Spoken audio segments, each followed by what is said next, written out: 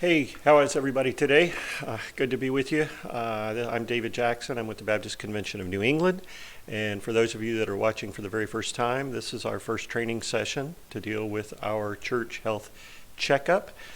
This is, in Church Planting New England strategy, our second base experience. Our first base experience is the SIN Network training that is a part of the North American Mission Board's training process for planters. And then somewhere about 18 months after you have planted your church and launched it, we want you to come and participate in this particular training event. The analogy that we like to use in talking about this particular event is that it is very similar to a pediatrician. When we have the opportunity to have a child born into our families, we obviously take them to a doctor on a regular basis. And in fact, as they are young, we take them more often than we do later in life because it is very needed for them to have the opportunity to see an expert, a specialist who can help monitor the health and the growth, development of that small child. And so your new church is somewhat like that. And thus, at this 18-month mark, we want you to learn the process that will be helpful to you throughout the course of your church's experience and life to be able to watch it, help it grow, develop properly. And if there are concerns and issues that come up, to know how to address them in effective ways. Taking a lot of the material that we are talking about in our session today from this book, Total Fitness for Your Church by Steve Pike. Steve is the founder and director, the president of the Urban Projects Institute. The Urban Islands Project Institute is an interdenominational agency out of Denver, Colorado. I got to know Steve a number of years ago, and he has actually even endorsed one of my books. He's become a good friend and was a leader, national leader in church planting ministry for a number of years. And as a result of that, I've taken to watching and learning from Steve some things that can help me in working with our church planters here and anywhere I go around the world. So we'll be using that book as kind of a framework for us. It will help us as our primary resource in the process of what we're trying to do here. We're not going to agree with everything that Steve says, and in fact, you may not even agree with some of the framework itself, but it will give us a starting point in this conversation. My hope is that in this time together, you get the information download that you need about all of these things that can affect the health of the church that you have started. That will help us when we come together in about a month to 6 weeks from now to be able to deal with your diagnosis, to be able to start learning from each other as we begin to prescribe things that will help us to effectively deal with barriers that might show up or enhance development in ways that will help us to grow effectively into the future. So that's kind of the idea here. So here's my objectives for us. I want us to, first of all, look at a framework that will help us, and in fact, anyone, but especially church planters, to evaluate their own church's development, where we're at this time in our own church, and then keep it on track the way it needs to be growing. I want us to be able to also discover our own current strengths and weaknesses, and recognizing the fact that, as Ken Callahan said many years ago, we need to spend 2/3 of our efforts on enhancing our strengths and 1/3 shoring up the weaknesses that are there. We need to obviously come up with some kind of strategic plans that will help us to deal with those things in the context where you are ministering and where your church is planted. And then we want you to be able to know how in the future to use these very same tools to continue to monitor the development of your church at the 7-year mark, the 10-year mark, the 15-year mark. Anytime you feel like it would be helpful, maybe even annually or semi-annually, to be able to look back and then come up with prescriptive plans that will help the church to continue to improve and develop as it moves into the future. Does that make sense? All right. So with that in mind, then here's where we're going. We're going to start with some definitions and assumptions. I'll give us an overview of all of the systemic parts of our church health system that we need to address, and then we'll start diving in to some of these different elements and talking about them in a little bit more detail so that you can understand what's going on. So let's start with a definition. What is church? You know, we could talk a long time. In fact, I can remember the North American Mission Board actually spending hours upon hours in session after session trying to come up with a defined definition of church that would be satisfactory for everybody. And what they discovered is it is a very, very difficult thing to do. It's much easier to describe church than it is to define it. But for the purposes of our study together, what we're going to do is we're going to use Steve Pike's definition in his book as a starting point for us. You may want to elaborate more, you may want to add to it or subtract from it, but this is what we're going to use for our time together. Church is a community of disciples with Jesus on his mission. Now that's simple and straightforward. I suspect you would want to add some things to it, some elements to it. But for the purposes of our study and our time together in learning in this workshop, I want us to kind of settle on that definition as a starting point. A community of disciples with Jesus on his mission. So we'll come back and we'll deal with different elements of that definition as we work our way through it. But I think that you can see where we're headed with that we can't just simply be a location. We are a people. We can't simply be gathering. We have to be scattered as well. And we can't just be about our own agenda. We have to be about Jesus's agenda on his mission. Now, if we're going to work with that definition, we have some assumptions that we have to make, and certainly these are some things that will affect the way that we deal with some of the aspects that we will be encountering on this journey.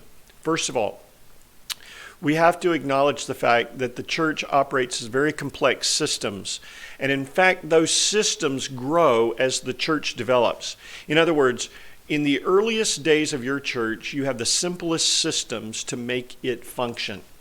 But as you develop and as your church grows in number, size, and in time, it becomes much more complex. That complexity is something you have to keep your eyes on because it can either help or hinder the development of your church in the days ahead. Second, churches have a life cycle pattern. Now, we've talked about this before, and we will talk about it again in some of our workshops and seminars here with the Baptist Convention of New England and the North American Mission Board. Certainly in the early days of church life, you're going to find that a church is going to have accelerated growth in the first 3 to maybe 7 years of its life. The birth stage, the first 3 years, is a stage in which there's virtually no structure, and yet the church grows quickly and rapidly, oftentimes because of its ability to engage people that are unengaged in any other system. The next series of years, from years 3 through 7, become years of development, growth, depth. Quality becomes as important as quantity, and the church continues usually to develop during those periods of years. If I don't say it again, let me say it now. A healthy church growth rate is between 10 and 20% annually. In the early years, you'll grow faster than that. In these years, that will start to stabilize.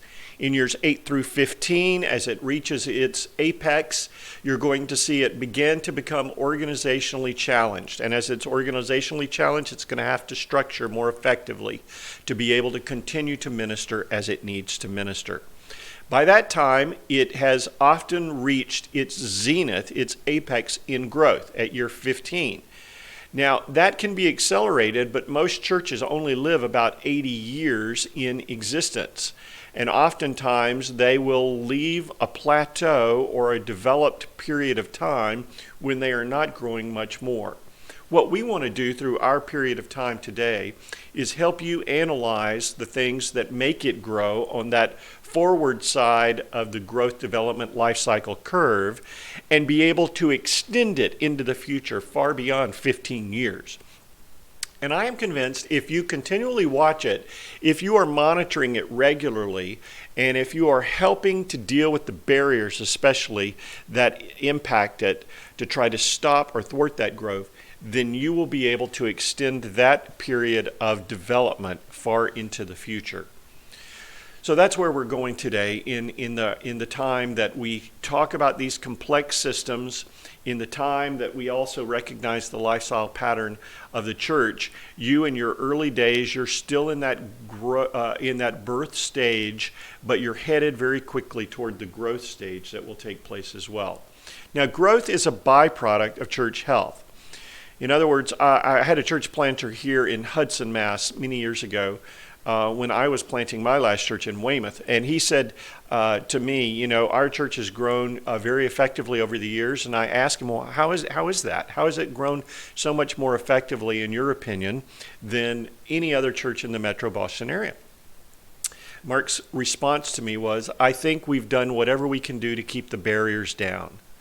And I think there's a lot of wisdom in that, because if a church stays healthy, pediatricians know with a small child, that child is going to grow and develop naturally. And I think it's true in church life too. The Lord brings the increase, but we have to plant and water. And so if we are doing the things we need to do and keeping those barriers low, then we're going to see the development of that church continue to take place as it must in the days ahead. So if we want growth, we need to watch health. That's the key for us as well. And then the final assumption that I want us to recognize as we jump into this material is that the shape of every church is going to be affected by the cultural setting in which it is found. So if your church is in Vermont, it's going to look different than it is in Massachusetts. And if it's in Massachusetts, it's going to look different than it does in Connecticut.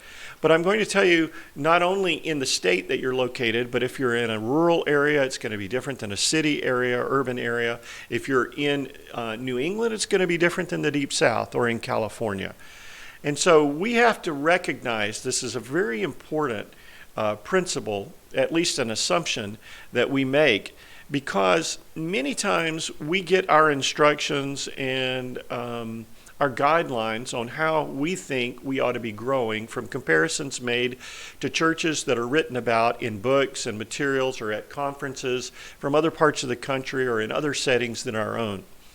No setting is any more unique than your setting, and no formula is going to work specifically in any one setting that works in another. In other words, you've got to customize this. You've got to uniquely figure out how it's going to work in your setting to make the most of it and to maximize that.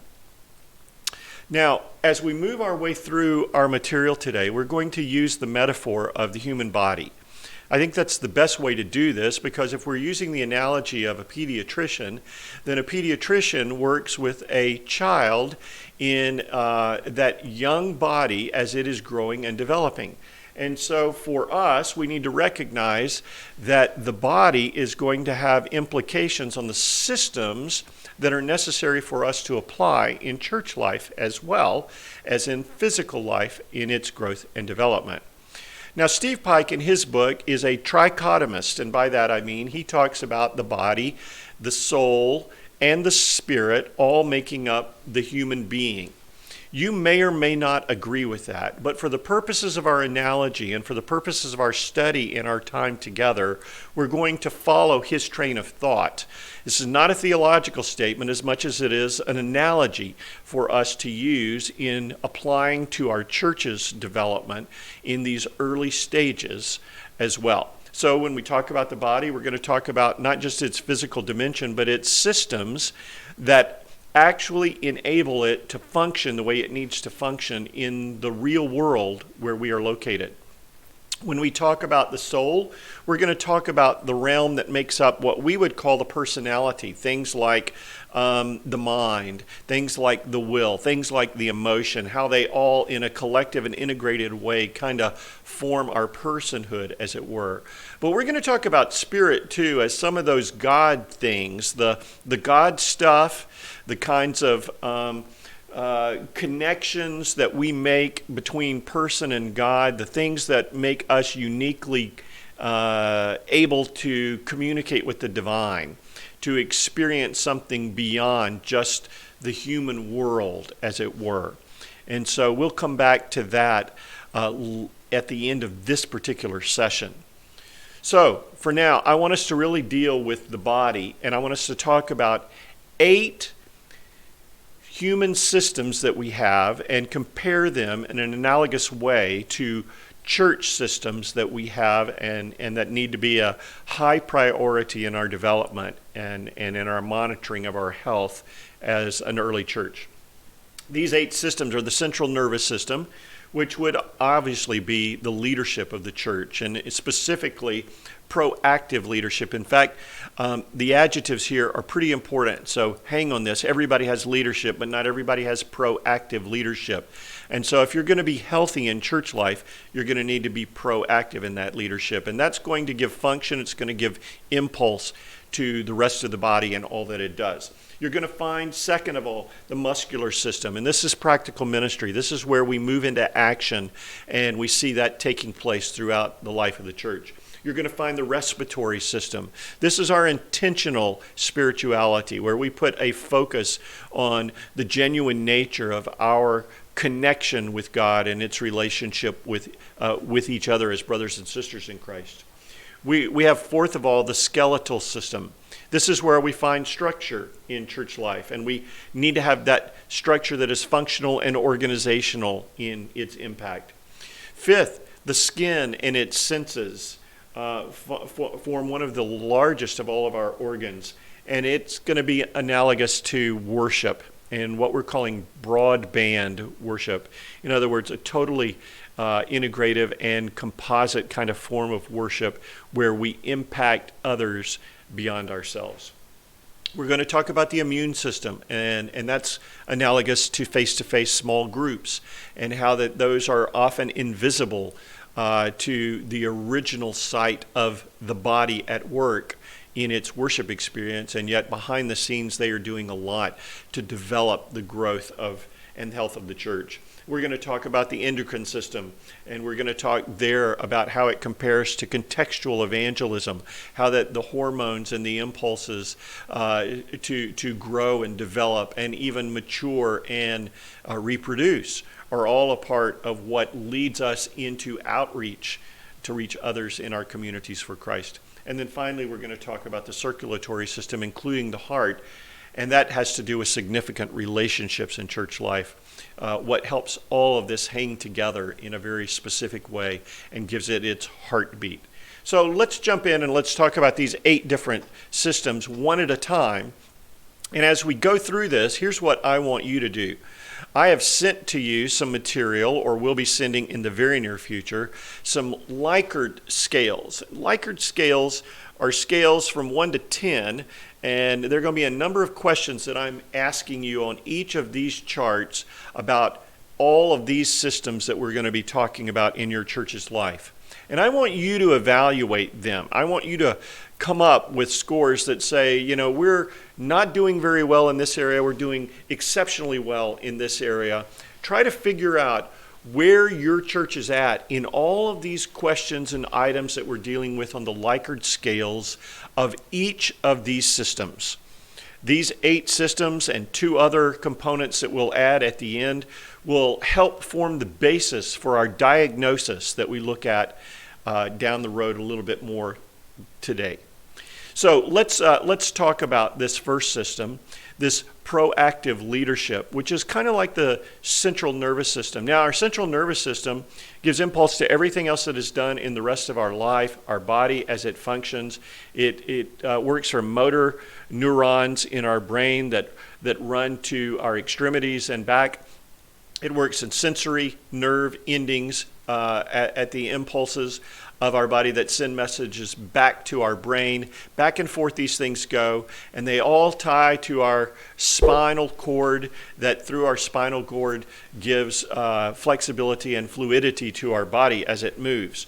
In the very same way, proactive leadership is what is necessary to give impulse to the body of Christ. And so when John Maxwell, that writer on leadership and former pastor of a church in most recently in his experience in San Diego, California, wrote, "Everything rises and falls on leadership." He was certainly talking about the way it works in church life as well as in organizational life.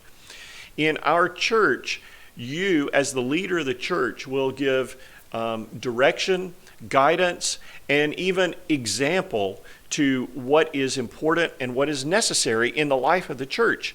You will show by the way you live your life and by what you emphasize, by the priorities that you hold, the proactive nature you take in addressing issues, that these things that we are dealing with in church life are important and to be valued.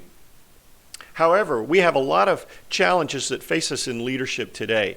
One of them is the continually changing landscape in terms of our cultural and societal influences.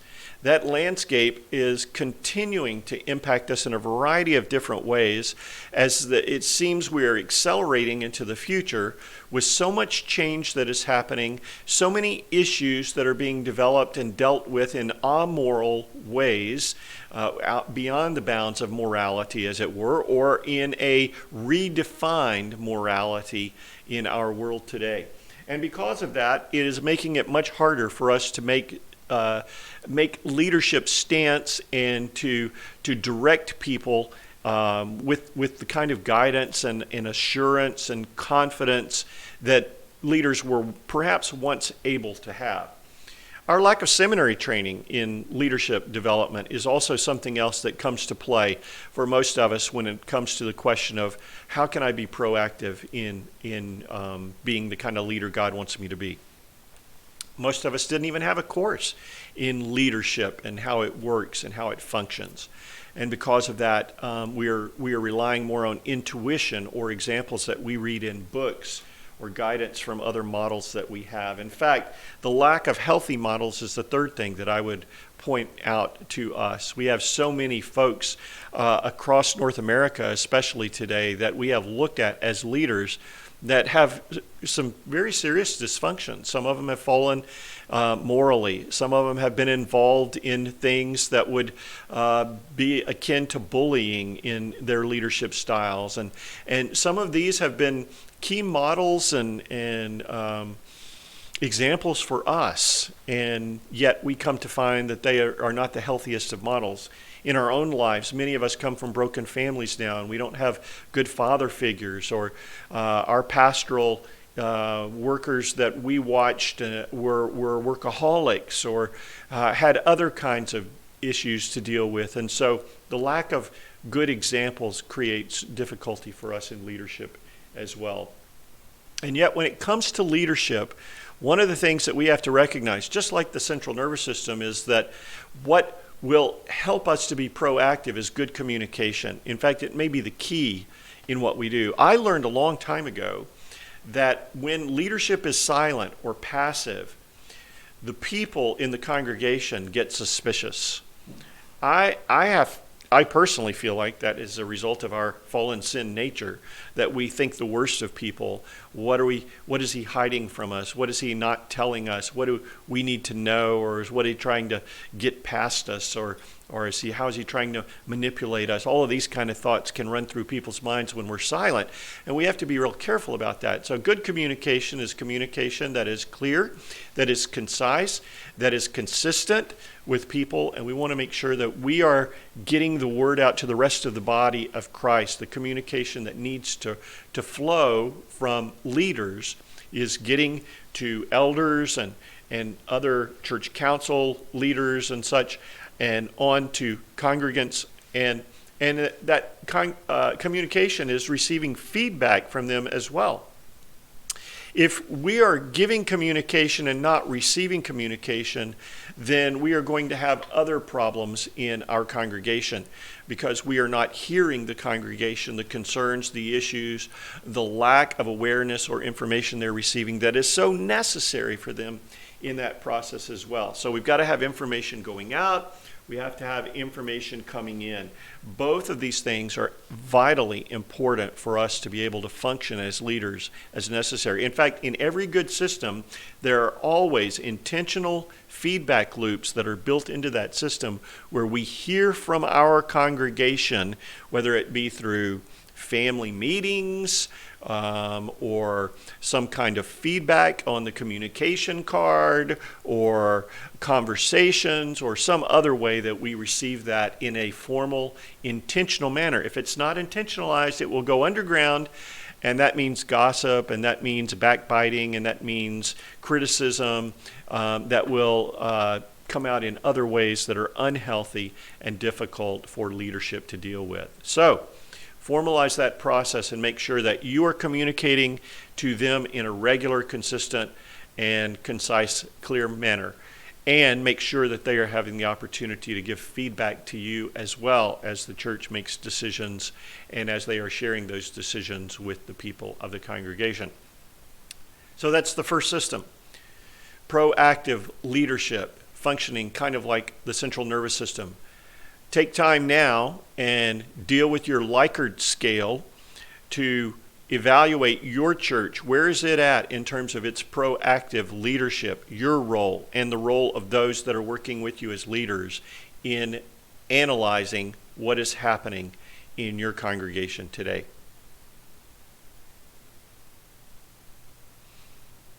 Now I'm pausing just for a second so that you can do that. This is a good place for you to pause the tape if you want so that you can fill in that information before we go to the next system. But I'm going to hurry on to our second system, which deals with practical ministry. Practical ministry functions for us in much the same way as the muscular system does in our own body. Did you know that the human body has 630 muscles, that over 30 of them are in the face alone? That in the midst of all of this, that you, as you deal with those particular things, then your body has to react in a certain way, and it will enable you to move into action or hold you back from action. That is a very important part of the process because 40% of our body weight is found in our muscles alone. And so if the church is going to be involved in practical ministry, the idea is that it's going to move into literally practical forms of ministry in the community, ways in which it is able to put into action the things that it has been taught and the things that it knows it needs to be developing and living out. So, when we talk about intentional spirituality, we talk about this both individually and corporately, how we live out our faith. And obviously there are some bad ways that we can do this, bad forms of spirituality in our experience. Oh, I skipped ahead. I'm so sorry. So let me come back to that, okay? We'll just simply say that in practical ministry, what we're talking about is having an understanding of how God has wired us in the congregation and how we're using those gifts to serve Him wherever He leads us. So our giftedness becomes an important part of practical ministry then. And yet there are many churches that have grown up and developed over the years in what is I would call a guilt-based ministry. That is, they try to guilt people into taking positions of responsibility that they've not been gifted for. You know the way that scenario plays out, right? We don't have enough workers in the children's ministry or in the nursery. We need you to go back there and help our children. If you don't go back there, little Johnny and little Janie will not have anybody to help them. And that means they're going to have to come in with us. They're not going to understand things at their own level, and they're going to disrupt our worship experience. And so we in the congregation, somebody sooner or later is going to feel guilty enough that they're going to go back there and help out. And I understand that in some instances, especially in urgent instances, we all need to do things like that, to go move out of our comfort zone and help out. But not on a regular basis. On a regular basis, we ought to be able to participate as we are gifted in the kinds of ministry that God has called us to. So, I would say that one of the reasons we don't have more people participating in our church life is oftentimes it is because it's a volunteer organization and they recognize that they're not mandated or required to do something like they are at work. And so very easily they will fall into convenience or comfort mode as a consumer. We have to be very careful not to feed that in our church life, but help them to recognize their role in the body as well. But perhaps if they recognize that they have a role in the body, they don't understand how they're gifted. So we have to help them in our church life to figure out, how has God gifted me for ministry? What are my passions and my skills? What are the gifts that God has placed in my life that I can use in ministry? Helping them to do that will help them to participate in church life effectively. And when we are able to do these things and able to motivate them out of their passions and out of their giftedness, then we're able to shift it to a gift-empowered ministry instead of a guilt-based or motivated ministry.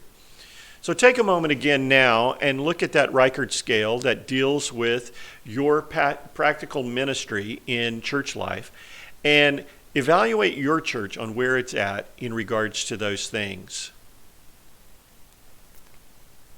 Now, the third area of ministry is intentional spirituality. And this is how, as I was saying before, how the church intentionally, both individually and corporately and collectively, live out their faith.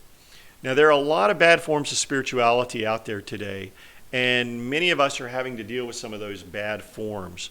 We maybe even grew up in churches that had things like hypercritical spirituality, where a kind of legalism was developed and defined the way we judged everybody that was not a part, not just of the unbelieving community, but sometimes of even other church communities. That kind of hypercritical spirituality breeds a kind of superiority, arrogant complex that is not healthy for churches as they move into the future. Another type is religious spirituality, where people simply come to church and go through the motions of doing their duty, as it were, what they are obligated to do, but find no meaning, no value, no real joy in it. It's just going through the motions of their spiritual experience. Another type is heritage spirituality.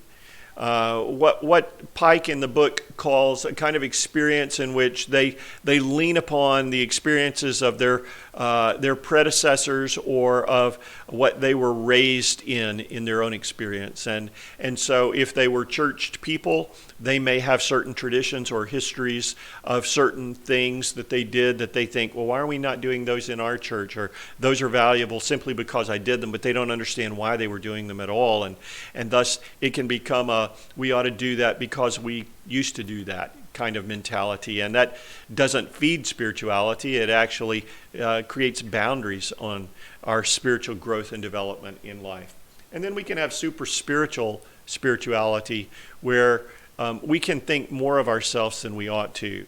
We can define ourselves in comparison to others in our church and think, well, we're doing really well, or we're doing better than the church down the street, or something like that. And we don't want to do that either. Humility is a very vitally important part of our spiritual growth and development. So it becomes really important for us as leaders, as church planters and pastors, to model the right kinds of intentional spirituality, to look at the fruit of the Spirit in and then at Micah 6:8 and look at those characteristics of humility and mercy and making consistent progress in our walk with the Lord and in loving justice and things like that. Those kind of experiences and those kind of characteristics need to be modeled in the spirituality of the church, and we need to be having the kind of relational connection with God that is necessary through our spiritual experiences when the church gathers as well. So again, let's pause and let you evaluate where your church is at in regards to these things before we move to the next subsystem.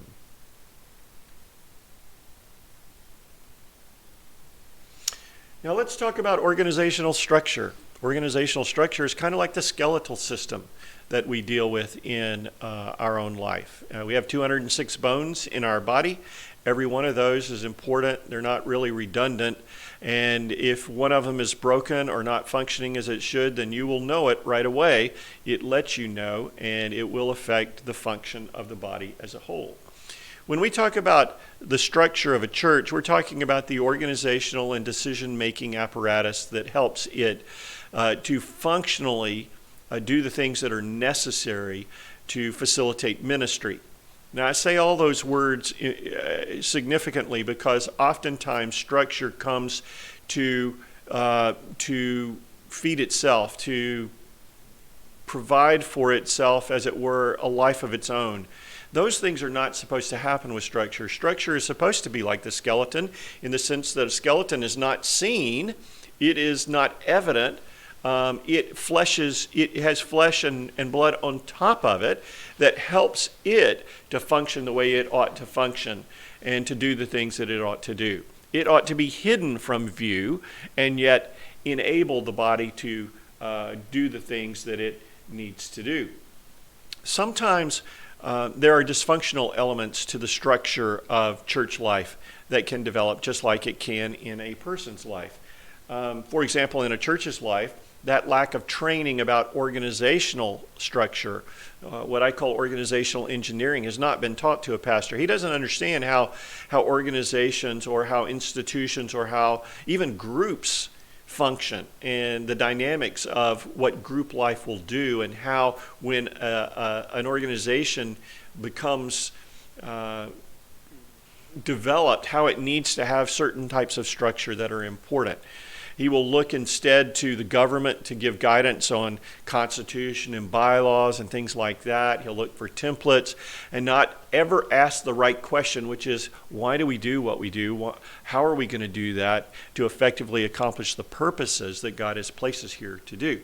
So those become important questions instead of having the kinds of lack of training that can affect us in just looking to the wrong sources to get the information we need to do the training that we do.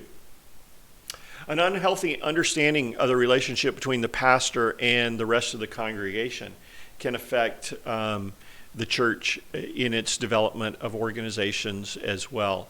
In fact, a lot of times structure is developed to either protect the congregation from the pastor and leaders, or to protect the pastor and leaders from the congregation, as it were. And unfortunately, neither one of those models is good.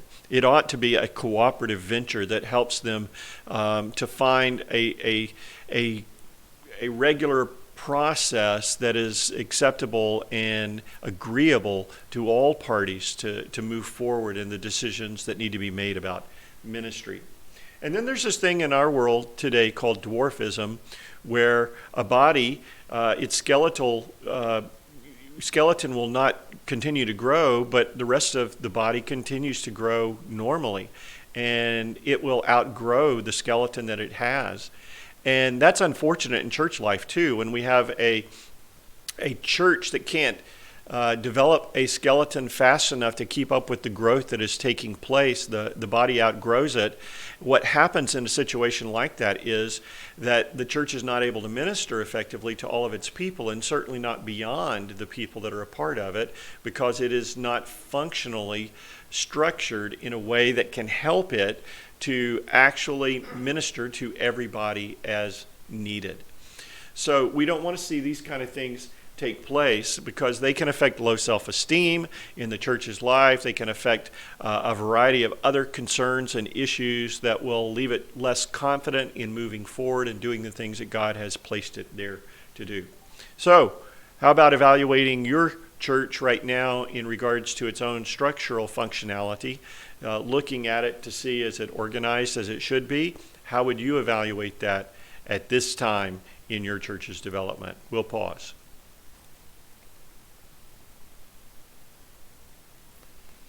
Now let's talk about another system, the system of worship services. We've called them broadband worship services because this is what covers the entire spectrum of the worship experience. This is what covers the front door experience for most churches in terms of connecting with unchurched people or lost people in their community. This becomes that contact point for them where they are able to make the initial engagement with those in their community at large, and certainly on a regular basis with their gathered congregation who come together with them to worship. And as we are doing that, we need to recognize that our worship experience starts long before the Sunday morning or Saturday evening time when our church gathers. It starts with what publicity the congregation may receive or lost people may receive out in the community about the church. How do they find out about your church? Now, the best way is by word of mouth, of course. But many times they are going to find out by way of someone else sharing a brochure or a website or other information about your church that you may make available to your people in forms of publicity to get that word out. And yet, in addition to the written information or the printed information or the posted information on your website, you may have as well a reputation that develops in your community that will be shared by way of those who have been to your church before. This can happen on your Facebook page. It can happen on your website or on a Yelp page in terms of reviews. But it also happens a lot more informally in terms of the relationships that people have with others in the community as they begin to share about their experiences in your church as well. That affects your reputation. And reputation is going to affect some people that are going to come to your church or not come to your church because of what they hear and say. A second thing that we have to think about in terms of the broadband worship experience is we have to think as well about our overall entry experience process. And that starts when people come onto the campus of your church. When they drive on, is there enough signage? Are there people there to direct them to places to park that will be easy for them to get into the building and out of the building? What about weather concerns and issues? When they get to the building, are they greeted warmly? How do they find their way to the places that may be important for their family, which would include restrooms, the worship center, and if they have children, where's the nursery or the children's area where they will drop off their children? Is it safe and secure? Those kinds of concerns always become important concerns to family members. And where can they get other information or have questions answered that will help them as they come into the church? Third, will they feel welcomed, and will they feel like they're a part of what is taking place there? Will they feel like outsiders through the entire experience? Now, we live in a day and an age where a lot of times churches have had greeting times in their worship experience, and more we're seeing churches move away from those kind of experiences so that individuals can remain more anonymous when they come to visit in church life. I have different opinions about that, but you need to take into account that there are a lot of varied experiences that people have, especially if they are strangers coming to your church, and especially if there is flu season and other concerns that have to do with what is going on in our world today, as to whether that's the best way to help people feel welcome and a part. But they do need to make that kind of connection while they are there.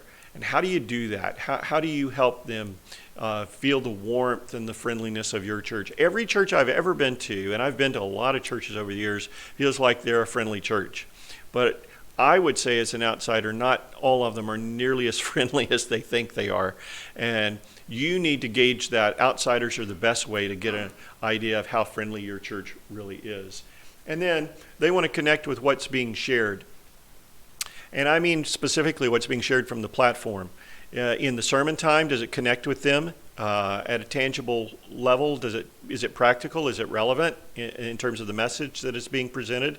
Is the worship, the singing time and everything else that's shared something that speaks to them, to their heart, to their needs, to their concerns, helps them to grow, helps them to understand, or even become more curious and aware of what God is up to in the world and his concerns and interests in them?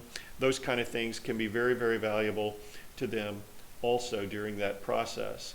And then is there something that's different about the church, something that can't be explained apart from God?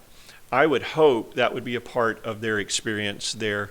I know that does not always happen. Even when I was pastoring a church, it certainly didn't happen every Sunday. But I felt like we always went into the worship experience, like William Carey said, to expect great things from God and attempt great things for God. Those kinds of expectant moments often lead to a presence of God's participation in our service in ways beyond the anticipated, which can be very, very meaningful to those that come to our church worship service. So let's pause again. Your worship service, as I said, is often your front door experience for those that come to your church. You want it to be the best possible experience for them. So let's evaluate on that Richter scale. How are we doing, in your opinion, at this point in terms of our worship service experience?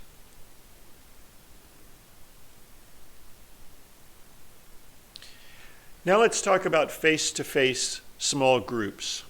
Face-to-face small groups is more like the immune system in our body. It's kind of a behind-the-scenes system that is protective and helpful to us. It fights off and wards off diseases and sicknesses. It helps us to build up strength that can enable us to do far more than we thought possible by just depending upon what we see when we look in the mirror. But to do that effectively in church life, that means that the cells of the church need to be growing stronger and more vital all the time. Most churches talk about cell groups as though they are the small group function, the link group function, the love group. I don't know what you call them in your church, but they are the small groups that gather together church life.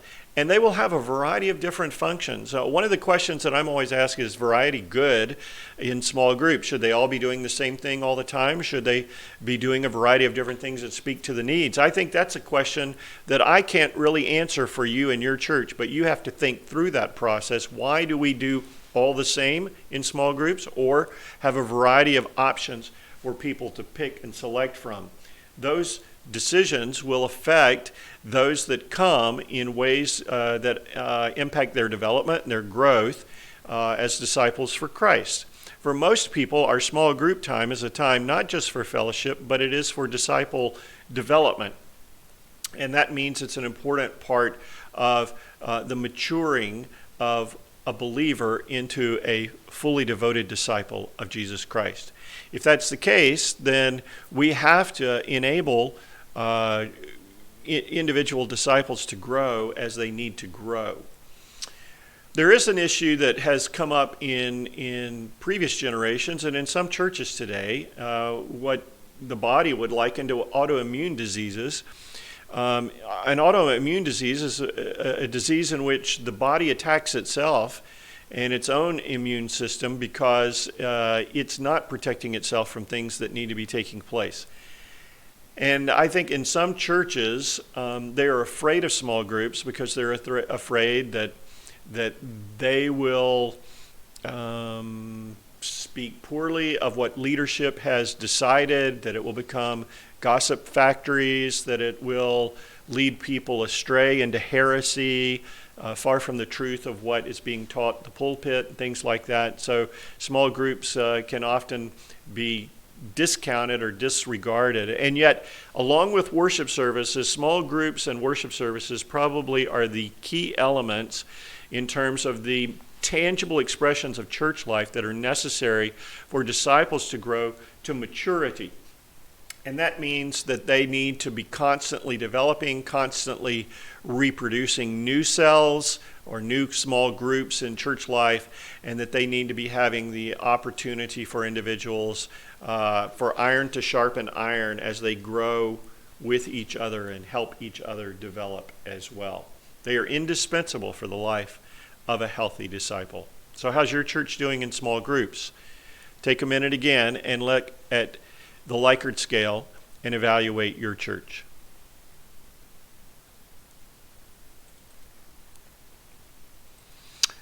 Now we have two others that I want to speak to you very briefly about as well, two other systems. One is contextual evangelism. Contextual evangelism has to do with our outreach function, and if we were to compare it to the body, it would be a lot like the endocrine system, which helps us to mature and develop literally physically, to grow through puberty.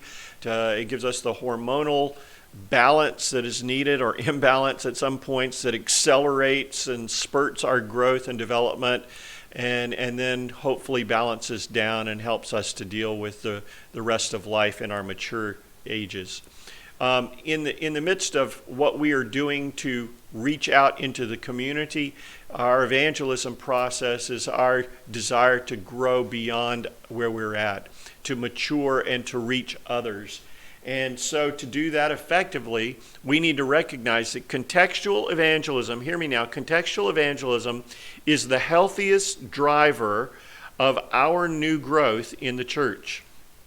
And so as we've taught you in early days when we went through First Steps training, that your church needs to be focused on evangelism and outreach. It is absolutely critical. And the larger your church gets and the more complex its systems get, the easier it is to shove evangelism aside and focus on other systems, neglecting what is the necessary and most significant driver for growth in the years to come. So stay focused on it. And to do that well, you have to exegete your culture. That means you have to be able to analyze and dissect your community, know what makes it tick, be purposeful and appropriate in the kinds of outreach strategies that you use. What's going to connect with the needs of your community? How are people going to respond? Will they respond in a positive manner to the kinds of outreach strategies that you are using? Will it build bridges, or is it going to put up barriers that's going to take a while for us to overcome in the days to come? To be able to help reach more people in our community? And will it help us focus beyond just conversion on disciple making in the development of the people that we do reach with the gospel? This is your number one means of input of new people into your church. Some will come through small groups, but most are going to come through an outreach experience that leads them on to the worship service. So how are you getting out into the community and seeing the opportunities for outreach and evangelism take place? Take that Likert scale and evaluate your church right now. And then finally, we have the system of significant relationships, which functions much like the circulatory system in our body. It's the heartbeat of church life, relationships. And these relationships are going to be very significant for a variety of different reasons, but they are going to help us to grow. They are going to help us to mature. They are going to help us to learn things about how disciple making takes place in community, not individually, but in community with one another, because God's body is made to be interdependent, not independent of each other. And so each element becomes very important in seeing this centerpiece of all the body elements take place. Just as the heart continues to beat constantly, so relationships need to constantly be evaluated, and the importance needs to be placed on them. How do you do that becomes very, very significant by valuing people in the roles that they play, by highlighting relationships, and by preaching on the importance of good, healthy relationships as well. And so one of the concerns that we have to address is the recognition that there are some factors that can keep us as a church from developing significant relationships the way we should. Unforgiveness in the hearts of people as we build up a sense of, I'm not happy with the way so-and-so is dealing with me on this issue, and not expressing our concerns, not holding one another accountable to bear one another's burdens, not confessing our sins to one another. That attitude of unforgiveness can lead to conflict down the road. Unmet expectations often will do that as well, or misplaced priorities in our life will cause us to have significant relationships that are broken or hurt in that process and are not dealt with adequately. Sometimes we go through things that are called convenience relationships, where we manipulate others for our own gain and for our own satisfaction, trying to find what will work best for us. They're convenient to us, they're not convenient to others. They'll hurt others in that process. Or power relationships take place in church life as well, where someone may want a position just for the authority it gives them over other people, and they will wield that authority in unfriendly manners. Or codependent relationships, where we seek out needy people because we need people, and we will build relationships there in trying to make them depend upon us and helping them in their needy state when we're not really helping them to get healthy in that process. All of these things need to be dealt with appropriately. So how are we dealing with relationships in our church life? How are we valuing them, prioritizing them, and then emphasizing them effectively? Look at that Rickert scale right now and deal with that accordingly.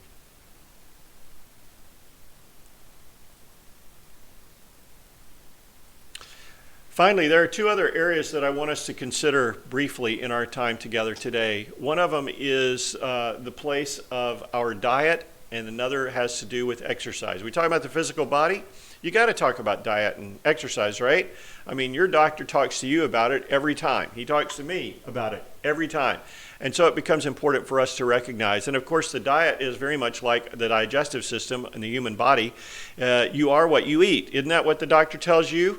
It's certainly what my wife tells me all the time, and so she's always monitoring what is going into my body because it's very important for us as well. Certainly that's true in a church's life too. So when we start talking about diet in a church's life, let's not push this analogy too far, but let's think about what is coming into the church, and that's the assimilation process.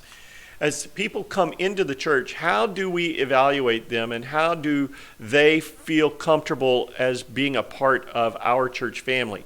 That assimilation process needs to work through several stages. And Steve Pike, in his book, Total Fitness for Your Church, talks about a process that they used in the church that he started in Colorado. Let me give you those steps, and then you think about them accordingly as you compare them to what's going on in your church's life. First step is come and enjoy. And this is an experience in which fellowship is probably the primary element of church life. It's a chance for them to, on a social basis, get to know people in the church and feel like they feel comfortable. There are people here that are like me and that I can relate. Second, come and see. The come and see experience is really a little bit more intentional in terms of trying to get an awareness about what the church is there for. What is it trying to do? What is it trying to accomplish? Maybe in a new members or a curiosity class, people will learn about the church and explore the possibility of joining. Come and decide is that joining time, that time in which they come to a commitment in Christ, or they decide they want to be a part of the church family, or both. In that kind of moment, they make a commitment to be a part of this church family, and that usually involves a covenant of some sort of a relationship. The believe and belong part is the next stage in that process, where they formalize that commitment. They follow in baptism after the fact, if they are a new believer, and will become an active part of the church's ministries and what's going on there. They will grow and minister in stage 5. And that's where they begin to develop further as disciples and take a role of responsibility in the church's life. And finally, they will lead and multiply. Those are the stages that Steve wants his disciples or people coming to the church to be assimilated to move through. And he can evaluate all of the people that were in his church according to those different stages. Can you do that about the people in your church? What are the guidelines and the grids that you would use for evaluating the balances of the ministries you have to impact different levels of people's involvement or assimilation into the church and their growth and maturity within the church? How would you evaluate that right now? Let's take a moment and look at your Likert scale and think about your church.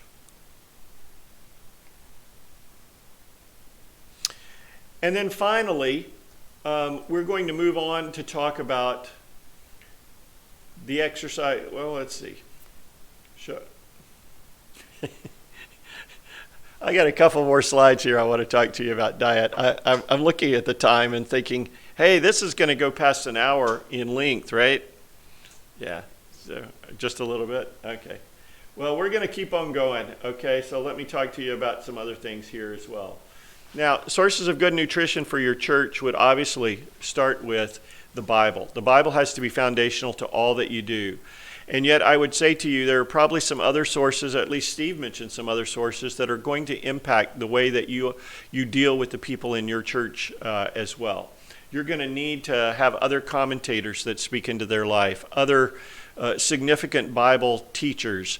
And the way that often happens is in small group time or through Sunday school classes or however you do that, those people that write that material that you expose them to or that they use their study Bibles, they are going to be also advising and counseling them.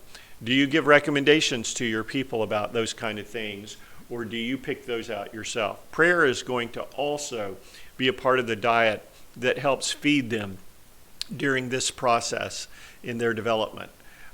Your organizational leadership, how that's structured, is going to make a difference in how you are able to speak into the diet that helps them to grow and develop as followers of Christ.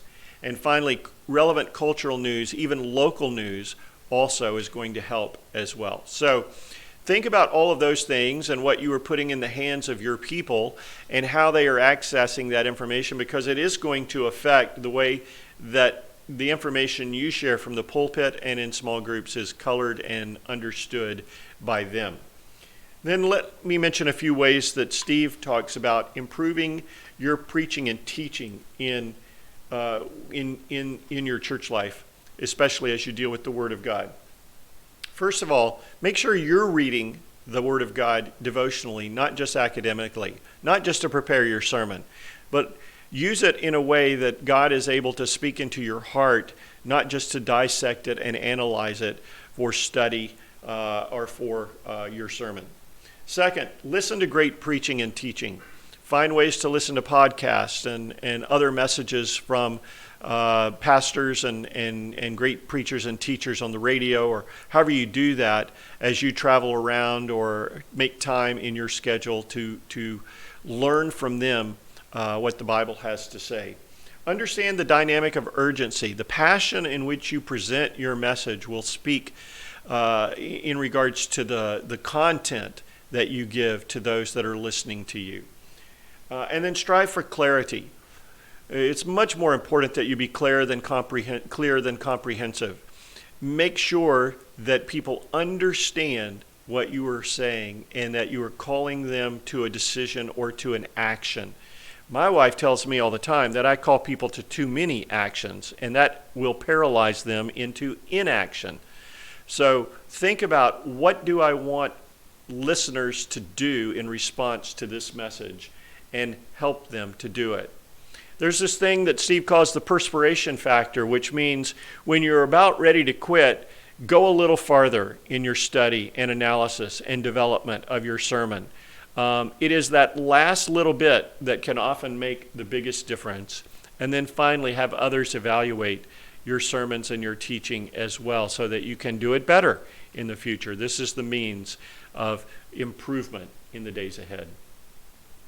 All right, so finally I want to talk about exercise for a few minutes, and it's because that if we are going to keep our body in a healthy fashion, we have to do everything we can to make sure we not only eat the right things, but exercise accordingly. The body is made for action, and when it is inactive, we run into what in America today we have an obesity problem, and it is a growing problem. I can literally remember back in the younger days of my life, the Christian singer Amy Grant singing a song called Fat Baby, which was about church life too, about so many infant Christians that sit in church all the time, taking in, and never living out the things that they need to be doing, exercising the body of Christ in the way that it needs to be exercised, to be lean and mean, the kind of body that can be useful and healthy in God's work. And so when we talk about exercise, we're talking about good stewardship of the things that God has placed in our care. And I'm not just talking about objects. I'm not just talking about material possessions, so that's important. We need to recognize that the physical and financial assets God gives us are some things that are to be used in faith steps to finance the vision and the mission that God has placed before us. Not to give us security, not to make us feel comfortable, not to feel like we've made it, not to be saved up for a rainy day, but to help finance the vision, the mission that God has placed us here to accomplish. And so we need to recognize that's part of our stewardship. But people resources are even a greater stewardship as well. Some people look at them as individuals to be drained or used, and they often even will misuse those personal resources, those physical resources, those people resources. Instead, they are an opportunity to invest in the development. And I'm convinced that God brings certain people to your church because he wants to shape the body in a certain way to do certain things. And so it behooves us to know what physical resources God has brought our way. How are they gifted, and how do they need to be invested in ministry in our community and such like that? I think it seems very, very vitally important to me. And then what ministries that we need to be doing as a result of those that God has brought our way. Now, the question often comes up about financial norms, and when we try to figure out how to finance the vision and the mission, churches that are not healthy will often say, well, what did we take in last year? And they will base their budget and their planning for the coming year off of what came in last year. That's not the healthy way to do it. In healthy churches, the way to do it is to ask the question, what is God calling us to do? What does God see, and what does he want to happen here next year through this church? And then to budget accordingly. And that will typically mean a faith step or a faith challenge in some part, where we need to be willing to allow God to challenge us to step out in faith and grow just a little bit more to accomplish the things that God wants to do in and through us. You see, it's all about action. So finally, as we conclude this session today, look at that Likert scale on the exercise of your church, and how is it putting into action the things that it's taking in? How is it living out the stewardship responsibilities in all these areas that are so necessary and vital for us to remain a healthy congregation in our community? I'm going to let you finish that, and I'm going to conclude this session by saying thank you for watching. Session 2 will be the last session that you need to watch before you come and participate in our workshop. So when you're ready, let's move on to session 2.